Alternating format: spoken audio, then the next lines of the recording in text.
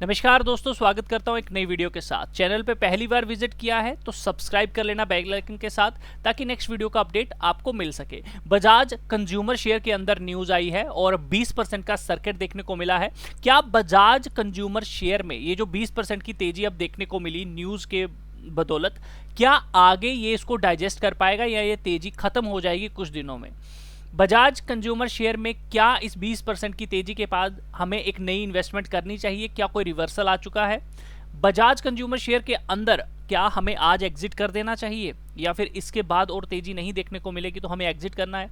इन सभी सवालों के जवाब आप लोगों को इस वीडियो में मिल जाएंगे। ध्यान से वीडियो को देखना। सबसे पहले आपको न्यूज बता देता हूं कि आखिर इसके अंदर न्यूज क्या है। नवीन पांडे जो हैं वो अपॉइंट किए गए हैं न्यू मैनेजिंग डायरेक्टर, जो कि 1 जुलाई 2025 से आपको देखने को मिल जाएगा। और इन्होंने बहुत अच्छा जो अपना इनका एक्सपीरियंस है सेल्स में, मार्केटिंग में, वो इनको है और स्ट्रैटेजिक में।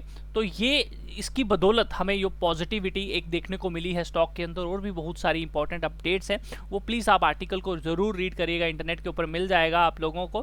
फिलहाल ये हमने अपनी प्रोफेशनल वेबसाइट के ऊपर डाल दिया है, जो छोटी सी न्यूज़ थी। और इसी के साथ इस वीडियो में जो हम एनालिसिस करेंगे चार्ट का, वो भी आप लोगों को पोस्ट कर दूंगा। तो अब इंपॉर्टेंट चीज़ ये आती है कि एक स्टॉक जब तेजी दिखाता है तो हमें ज़रूर देखना चाहिए कि क्या वो लॉन्ग टर्म के लिए तेजी है या फिर शॉर्ट टर्म के लिए। सबसे पहले तो मैं बता दूं कि फंडामेंटली कुछ चीज़ों को देखा करो, रेवेन्यू को, नेट प्रॉफिट को, उसकी शेयर होल्डिंग को। तो आइए सबसे पहले हम शेयर होल्डिंग से ही शुरू कर लेते हैं। तो बजाज कंज्यूमर शेयर में जो प्रमोटर की होल्डिंग है वो 39% थी 2024 मार्च में, और आज अगर मार्च 2025 की बात करें तो 40.95 है। तो अभी ये 3 महीने का अपडेट आपको देखने को मिलेगा, मई जून जुलाई का। जुलाई के बाद फिर से अपडेट आ जाएगा आप लोगों का अभी, यानी कि 1-2 महीने में। तो फिलहाल के लिए यानी कि प्रमोटर तो अच्छा खासा माल खरीदता जा रहा है और उसकी अच्छी खासी होल्डिंग भी है। तो ये एक पॉजिटिव संकेत तो यहीं से देखने को मिल रहा है। एफआईस भी 10% इसमें होल्ड करते हैं, ये बहुत अच्छी बात है। डीआईस भी यहाँ पर अगर देखने को मिले 18% होल्ड करते हैं। तो एक चीज़ तो बोलना चाहूँगा कि बहुत अच्छा होल्ड है कंपनी में बड़े प्लेयर का। उनकी जो शेयर होल्डिंग है वो बहुत अच्छी देखने को मिल रही है। तो बड़े पैसे का ही सबसे बड़ा पैसा इसमें इन्वेस्ट है, यानी कि जो बड़े प्लेयर हैं उनका ही पैसा इस कंपनी में ज़्यादा निवेश है। पब्लिक के पास सिर्फ 22.86% है। इसके अलावा अदर्स भी अगर आप देखोगे तो 7% इन्वेस्टेड इसमें देखने को मिल रहे हैं, खरीद रहे हैं। तो बड़े प्लेयर इस स्टॉक को खरीद रहे हैं, शायद उनको पहले से ही इस न्यूज़ का कहीं ना कहीं पता था, जिस वजह से ये अभी और तेज़ी देखने को मिली। तो अभी मैं बोलना चाहूँगा कि रेवेन्यू की बात करूँ तो अच्छा खासा रेवेन्यू है। नेट प्रॉफिट की बात करूँ तो कंपनी नेट प्रॉफिट भी कमा रही है, बट जिस तरह से अगर आप नोटिस करो रेवेन्यू जनरेट कर रही है, उस तरह से प्रॉफिट को जनरेट नहीं कर पाती। तो प्रॉफिट में ग्रोथ नहीं हो रही है, तो प्रॉफिट की ग्रोथ होना भी बहुत ज़रूरी है। बट ओवरऑल कंपनी प्रॉफिट में है, ये एक अच्छी बात ज़रूर है। इसके अलावा अगर हम कंपनी के कैश फ्लो की बात करें तो ठीक है, कोई ज़्यादा बुरा कैश फ्लो नहीं है। लेकिन मार्च 2025 का जो कैश फ्लो दिखा रहा है वो अच्छा नहीं है। As compare to profit 124 crore है, और अगर आप कैश फ्लो देखो तो 50% के करीब ही हमें देखने को मिल रहा है। तो ये अच्छी बात नहीं है। तो हो सकता है ये इन्होंने अगर अच्छी जगह कहीं पैसा लगाया होगा या कहीं भी, तो वो बहुत अच्छी बात है। लेकिन अगर ये पैसा फंस रहा है, क्योंकि जिस तरह से कम कम होता जा रहा है कैश फ्लो, ये अच्छी बात नहीं है। तो आने वाले समय में अगर कैश फ्लो भी पॉजिटिव होता गया तो आपको और भी पॉजिटिव संकेत इस स्टॉक में देखने को मिलेंगे।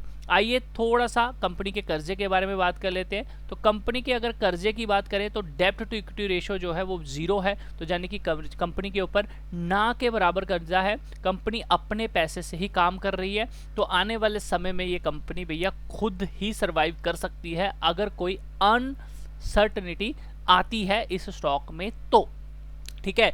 अदरवाइज ऐसे ये काम कर ही रही है स्मूथली। तो यानी कि इसको फंड्स की दिक्कत इतनी नहीं होने वाली है। अगर दिक्कत हुई तो ये लोन भी उठा सकती है, क्योंकि अभी तक इसने लोन तो लिया नहीं है। तो अगर बात करें यहाँ पर इसके कंसोलिडेशन बेसिस पे बैलेंस शीट को देखने की हम कोशिश करते हैं। जस्ट वेट कीजिएगा, ये अपडेट हो रहा है।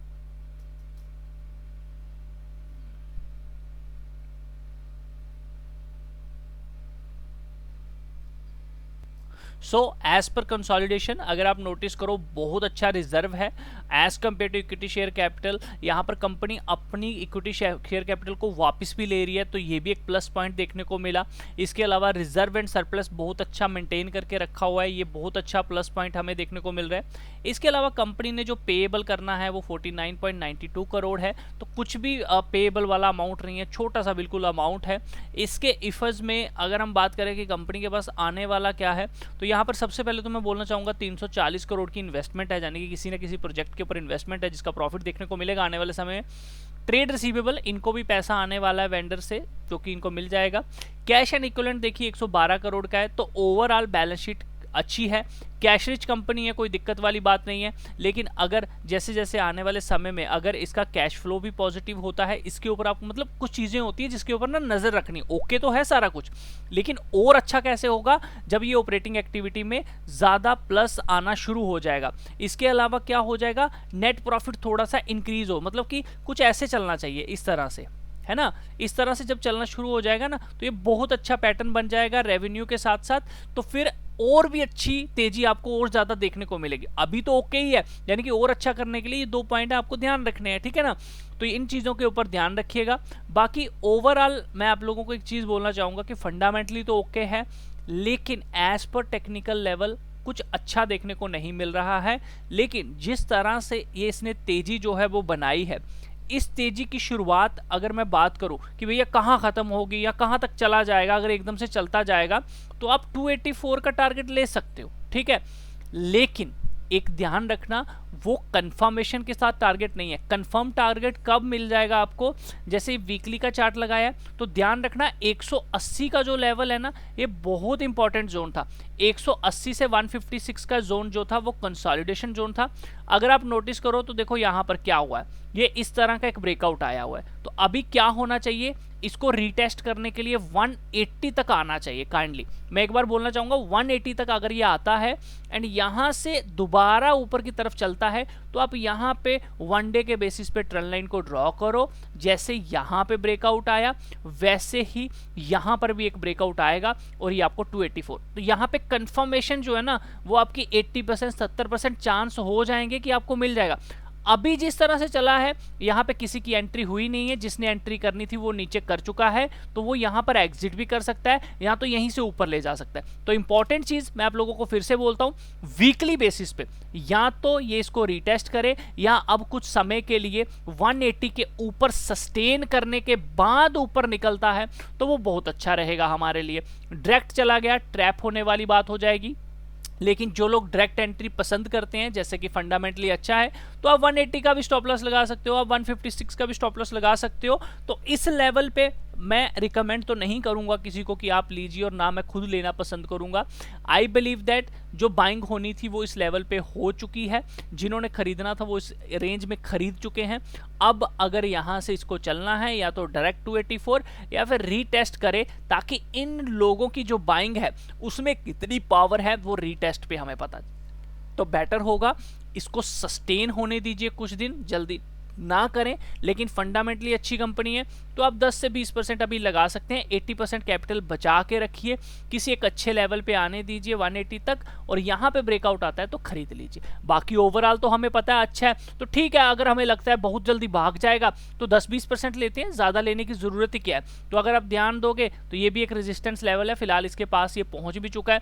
तो मैं आपको नॉर्मली देखो, मैं ड्रॉ करके भी आपको दिखा देता हूँ कि वीकली बेसिस अगर आप नोटिस करोगे ना, तो ये एक रेजिस्टेंस जोन भी कहीं ना कहीं है। तो आगे फिर 202 209 का आपको रेजिस्टेंस दिखेगा, तो कोई फायदा नहीं है। बेटर है थोड़ा सा वेट कर लो कि ये 80 180 तक एक बार रीटेस्ट करें। बाकी जिस तरह से ये चल रहा है, अगर आप इसको मंथली बेसिस पे देखते हो तो आपको दिखेगा कि कहीं ना कहीं अभी इसका अप ट्रेंड शुरू नहीं हुआ है, ये कंसोलिडेशन में है। लेकिन जिस तरह से चलना शुरू हुआ है तो आप 156 का स्टॉप लॉस लगा के ऊपर की तरफ अगर वेट करना चाहो तो कर सकते हो। जिसने नीचे की तरफ लिया है यही एरिया, क्योंकि यही एक एरिया था कंसोलिडेशन का जहां पहले भी रुका है और यहीं से ऊपर की तरफ गया है। तो दोबारा अगर ऊपर जाएगा डायरेक्टली तो वेट करो, एक कैंडल बन सकती है नीचे की तरफ 180 की, और फिर ऊपर जाए तो बहुत अच्छा रहेगा। तो आई बिलीव दैट अगर ये 284 के ऊपर अगर सस्टेन हो गया 2-3 महीने तो इसका ट्रेंड चेंज हो जाएगा एंड ये 512 तक चला जाएगा। अभी कहीं ना कहीं ये एक कंसोलिडेशन एरिया बन रहा है, दोबारा हो सकता है इस तरह से करता हुआ आपको ब्रेकआउट इस तरह से दे दे। ठीक है, तो अभी वेट एंड वॉच वाली स्थिति है, जल्दी नहीं करनी है, लेकिन 10 से 20% इन्वेस्टमेंट यहाँ बनती है एंड स्टॉप लॉस 156 का लेके चलना है, इससे बड़ा स्टॉप लॉस नहीं लेना है। इससे बड़ा स्टॉप लॉस लोगे तो ट्रैप हो जाओगे, कहीं ना कहीं फंस जाओगे, क्योंकि ये अभी एक स्टॉक जो है वो अप ट्रेंड में नहीं है। हाँ, नीचे से इस ट्रेंड लाइन को देखोगे तो आपको दिखेगा सपोर्ट ले रहा है, लेकिन अगर आप ऊपर से नोटिस करो तो ये ऊपर का लेवल ब्रेक नहीं कर पा रहा है। तो पॉसिबिलिटी ये हो सकती है कुछ इस तरह से बनेगा, या तो यहाँ गिरेगा या तो यहाँ जाएगा। ठीक है, अभी के लिए नो एंट्री जोन है, अगर आप लेते हैं तो 10-20% ले लीजिए क्योंकि फंडामेंटली अच्छा है। सो बाकी नीचे के भाव पे अगर 156 पे 180 पे मिलता है तो वहाँ एवरेज का एक अच्छा पॉइंट रहेगा। सेफ बेट 284 के ऊपर निकले, as per technical level sustain होता है और फिर ब्रेकआउट देता है तो चलेगा, या फिर यहीं से थोड़ा सा नीचे आए एंड 180 को रीटेस्ट करके ऊपर की तरफ निकले तो बाइंग बनती है। और इसी तरह अगर ये चला ऊपर की तरफ, इसने 284 के ऊपर अगर अच्छे से सस्टेन किया तो पहला टारगेट 512 का है, और उसके बाद ये वापस अपने इसी जो ट्रेंड लाइन ये जो ब्रेक हुई थी कभी, इसको भी हिट कर सकता है, जिसमें आपको 1800 1000 प्लस के टारगेट देखने को भी मिल जाएंगे, लेकिन उसमें समय लगेगा, एकदम से चीज़ें नहीं होने वाली हैं। सो वेट एंड वॉच करिए। आई होप वीडियो अच्छा लगा होगा, लाइक ज़रूर करें। जो फंडामेंटली अच्छा स्टॉक होता है उसमें 10 से 20% इंस्टेंट इन्वेस्टमेंट बनती है, क्योंकि कभी कभार वो भागता जाता है। तो आई बिलीव दैट 10 से 20%, अगर आप इसमें 1 लाख लगाना चाहते थे अभी सिर्फ 10,000 लगाओ, बाकी वेट करो 180 156 के पास आए, वहाँ पे कोई एक रिवर्सल दिखे तो बाइंग करिए। बाकी जो आपने फंड रखे हैं अभी फुल अमाउंट मत लगाइएगा, ट्रैप हो सकते हैं। वीडियो अच्छा लगा लाइक ज़रूर करना, शेयर ज़रूर करना। इसी तरह की और वीडियोस पाने के लिए चैनल को सब्सक्राइब कर लेना बेल आइकन के साथ। मिलता हूँ आपके साथ नेक्स्ट वीडियो में, तब तक के लिए अपना ख्याल रखना। ट्रेड लेने से पहले एक बार अपने फाइनेंशियल एडवाइजर से ज़रूर पूछिए, क्योंकि रिस्क आप सबका है।